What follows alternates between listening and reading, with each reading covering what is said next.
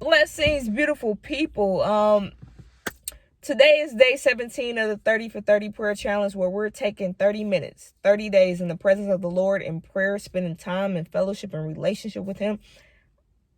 And today's devotional text comes from John 10:27, which reads, "My sheep hear my voice, and I know them, and they follow me." My sheep hear my voice, and I know them, and they follow me.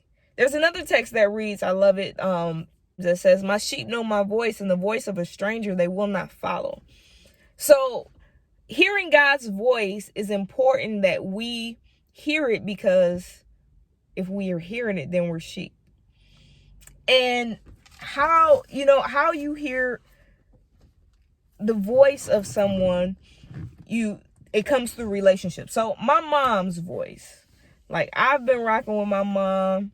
She been rocking with me 32 years. So I know my mama's voice. Like, I could be anywhere and I hear Tawana Washington speaking, I'm looking, Mom, because I know her voice, because I'm her daughter. I've spent time in relationship with her. There are a lot of other people's voices I know. I know my best friend's voice. I know, oh, hold on. Now, there are some people that I just, met, and I may be like, oh, that sounds like such and such. But I won't be 100% sure, like, yeah, I bet my life on, I know that voice. That's such and such.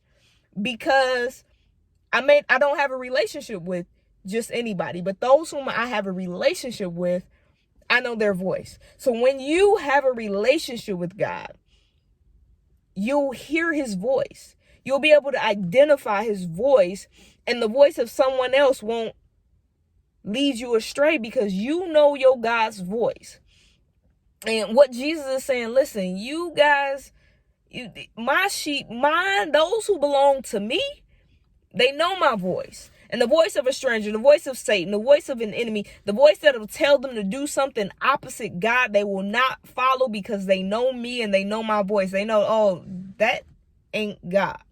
And how you begin to know the voice of God is, man, he speaks in so many different ways. So one way is you'll hear him talking, and what he says aligns with his word. Jesus is the living word. So anything he says is not going to contradict his word. So if he's saying you feel like the Lord is speaking to you, it'll line up with his word. Like, God ain't about to tell you, hey, look, yep, I got you.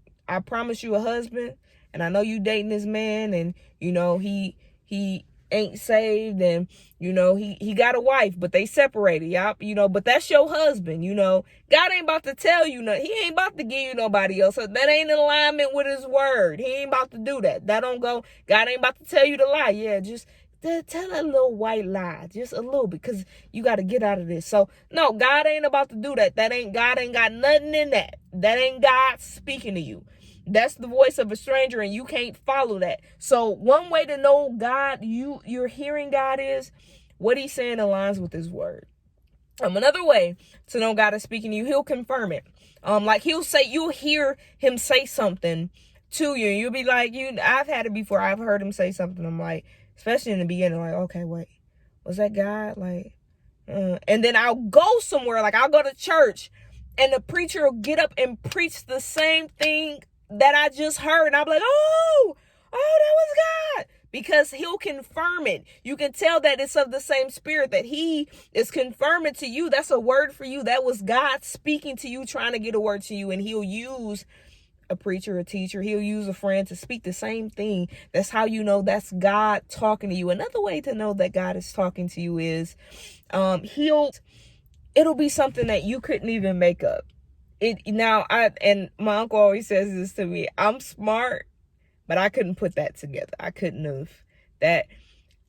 I have earthly knowledge, but when God speaks to me, man, he gives me knowledge far beyond I could ever imagine. And it makes sense. When he's revealing something, especially in his word, when I'm studying his word, he'll put it together. He'll rightly divide the word. And I'm like, ooh, I didn't see that. That is one of the ways that God is speaking to you. It's something that I didn't make that up. I ain't that smart. That's another way to know God is speaking to you. So get in the word, spend time before the Lord so that you can build your relationship.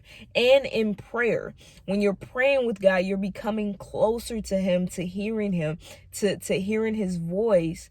And you got to practice it. You got to practice hearing his voice. Man, we don't think about how much when we're in relationships with people, how much we spend time with them to hear their voice and to know them.